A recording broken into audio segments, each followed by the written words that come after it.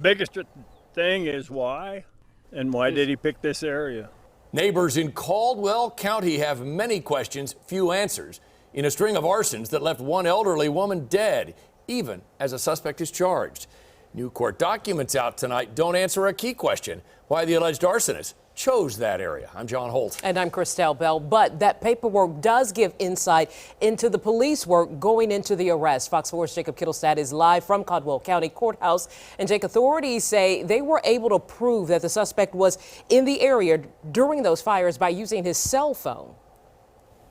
That's right, Christelle. It started with an anonymous tip giving investigators a name. From there, those investigators were able to get a warrant looking into that person's cell phone, proving to authorities that that person's cell phone was in the area of the fires as they were happening.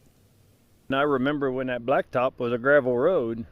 That is one of the few things that's changed for neighbors off State Route D in the last few decades. There are also a few more houses, according to cattle farmer Dave Holt, but the loss of his neighbor's home now means there's one fewer. I believe they moved here in 1958, so she's lived here in that house a long time. Trinkets line the ashy brick still standing at the home of 96-year-old Lauren Fickus, killed in the arson about 1 month ago. This is the suspect, 27-year-old Harold Edwards Jr. According to court documents, his home address is listed here in the Shoal Creek area of Kansas City.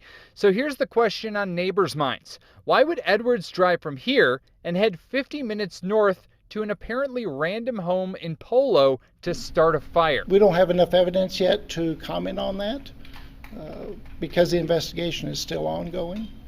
But yes, that is one of the questions that we will answer. Here's some firm evidence already revealed. Police say that surveillance images captured from this school show a vehicle, this vehicle, that tracks directly back to Edwards. Neighbors say it's confusing why the suspect was so brazen. They think they've got the right guy. That puts more questions in my mind, but you know, I just don't understand. If I could get into somebody's head like that and figure them out, I wouldn't be out here farming.